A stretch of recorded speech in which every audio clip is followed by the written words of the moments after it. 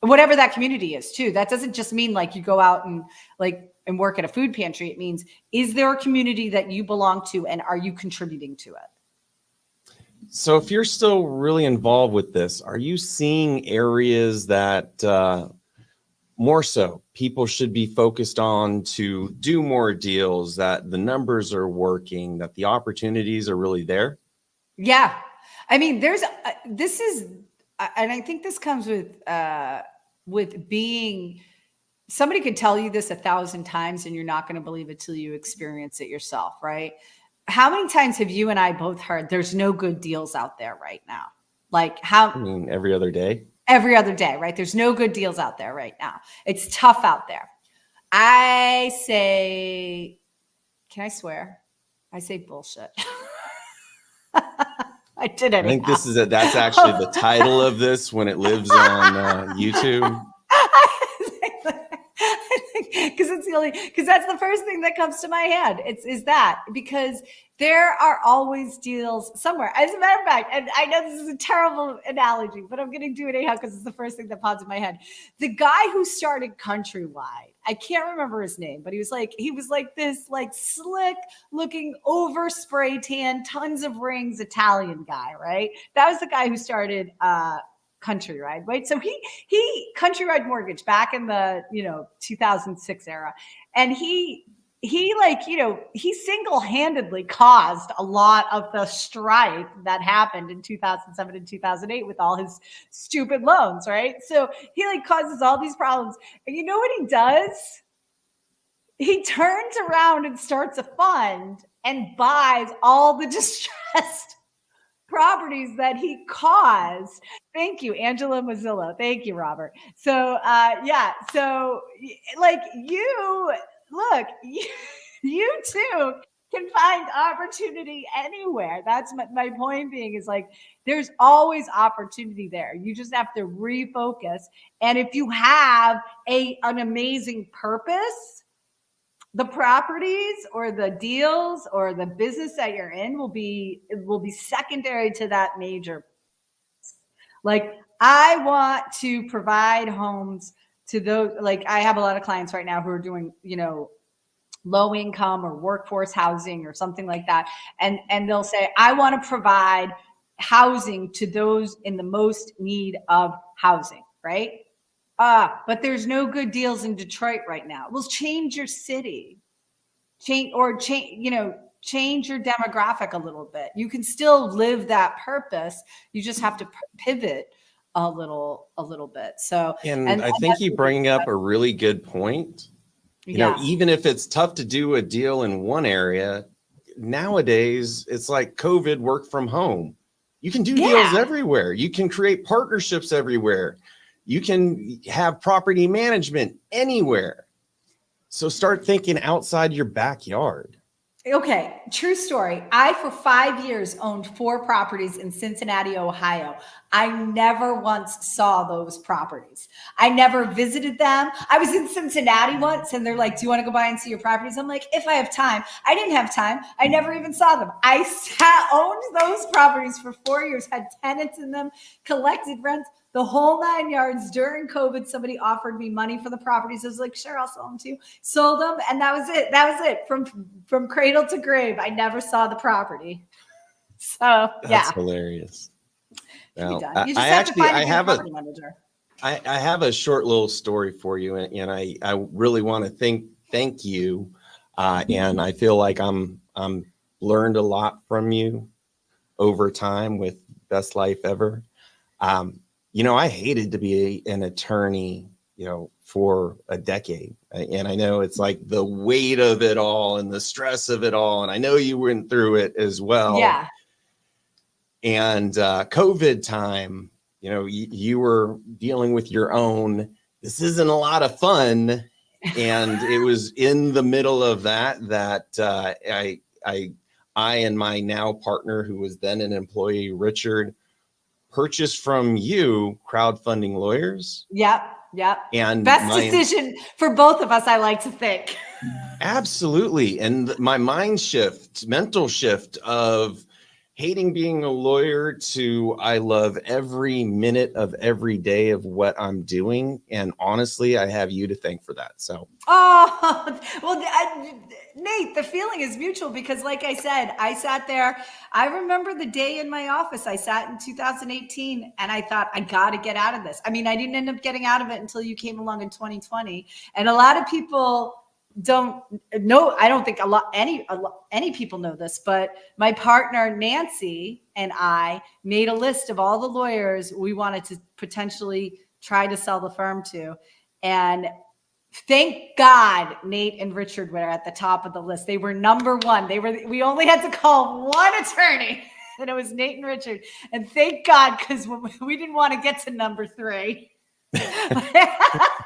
We were nervous. So it worked out amazing. And the feeling is so mutual. And I couldn't be more grateful, because if it wasn't for you and Richard, I wouldn't be living the best version of my life right now, because I know what you mean. Like, yes, I absolutely know what you mean about the weight of the world and not figuring out how to get out from underneath it. So it's great. And it's so funny because now I have such respect. I have much more respect for it now that I've been away from it for 3 years. And I have such a gratitude towards what I learned while not being in law school, but being a lawyer, which is like having the ability to view particularly documents and situations so much with such a fine-tooth comb of a vision, right? Like I can tell, like, you use 2 different terms here in this document, which is something a layperson. So now I have so much more respect for the profession now that I'm not in it anymore. So I think at the end of the day, the moral of the story is sometimes it is better on the other greener side. It is. But can I say you and I are going to work on a little project together? Can I say that? Or is that please wrong? do. Yeah. Oh yeah. Share alike. Yeah. So I was talking to Nate. This is so random. We were talking and I was telling him about how I have this, new desire to get into the franchising space, growing your business through franchising. And Nate goes, I was thinking about starting a franchising law firm. And so we're going to be working on that together. So if you're looking at buying or selling a franchise or putting together your business and franchising it out, you know how to call.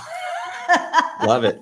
I mean, honestly, though, franchising is just another strategy for growing and capitalizing and creating a nationwide business. Mm-hmm. I frankly love the space. And then on the franchisee side, it's your opportunity to have the plan to step in and become your own boss, your own entrepreneur. And I happen to know if you need the capital, a great way to do that. Yeah, see how it all works together?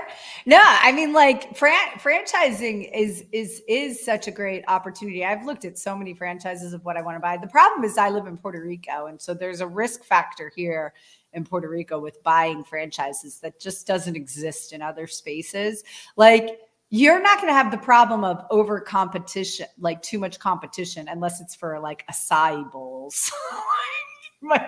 There's a lot of acai bowl places around here, but maybe that's your only like big competition around here. But it's more about like permitting, language barriers, income, that kind of stuff. That where you might have a little bit of an issue. Can you share just a little bit, bringing up Puerto Rico again? I've always heard about the tax benefits of moving there. It sounds too good to be true. How does it really work? No, that's actually a great question. You really, honestly, I'm not even benefiting from the tax benefits right now. There's a thing called the 60 Act. In the 60 Act, there's 2 like divisions to it. One's called Act 20 and one's called Act 22. If you do an application for export services, then you have, it's something like 0% income tax and only 4% capital gains. or you can do investor services. And investor services where you're investing in, Puerto Rico and generating income from that. And it's pretty much tax free. It's a great deal. If you can get it and it's useful to you. It wasn't useful. It's not useful to me at the time. It may become useful to me sometime in the future, but right now, I don't participate in Act 60. It's not I feel like it has put a lot of money into the economy. There's a lot of different opinions about it. It's a very contentious contentious political situation here in terms of that. A lot of crypto people come down here and use it. The biggest, to me, I would say there's two big hurdles. One, you have to get an accountant here to do your taxes for the compliance, and that can be quite expensive and challenging and complicated. That's number one. Number two is, and I don't find this to be a big deal at all because I'm a huge charitable donor. You have to give to a 60 Act approved charity $10,000 every year. So to me, if you're a big charity person, 10 grand a year to a decent charity, what do you care, right? You just write a check, call it a day. But it does have to be, it can't be like St. Jude's Children's Hospital. It's got to be an approved 60 Act charity. In other words, something that benefits Puerto Rico, which makes sense, right? Like if you're going to give people tax advantages. Yeah. So it's a great deal. But like, look, this is an island. You got to be prepared for that. It's in an island with its own political structure, its own real estate, its own problems. The electrical grid has massive issues. My house has so many solar panels on it and a generator. So I don't have these issues. That is the advantage of being wealthy and spending your wealth on that kind of stuff. But if you're here and you don't want your electricity to go, you do have to deal with things of like Amazon Prime. This is going to sound so ridiculous, but these are the things you have to deal with. Amazon Prime does not get here in 2 days. That does not happen. There's no same day delivery because I'm out. Yeah. As a matter of fact, half the stuff on Amazon you can't even get delivered here. So you just got to be ready. Like not that Amazon's life. I quite frankly would love to do without Amazon if I could. But it's So those are the things you got to understand. You're living in an island. And I love it. Well, we just have a couple of minutes, so I know we've had quite a few comments in here. Yeah. Let's run through if there's any questions or people just saying hi, hello, and we love you. Keone, that is sweet. And Keone's got to get in touch with me. I see Keone's right in there because I did a investor presentation for Keone. I put one together for him. It was quite good, Keone. You've got to admit. And I've never heard from the man since. I don't know if it was successful or not. If it's any relation to Charles Manson, it didn't end up well. What? What? Didn't you say the Mansons? No. What? Did I say that? I'm sorry. I thought you did. I'm out. But you apparently do need to go ahead and get a hold of him. He needs you. Yeah. Oh, I know John Heyer. I've known John Heyer for many, many, many years. Yeah, he's about 2.5 hours. I'm out on the west coast of Puerto Rico. I'm not near San Juan. He's out in San Juan. But I mean, it's an island, aren't everybody just neighbors to you? Yeah, right.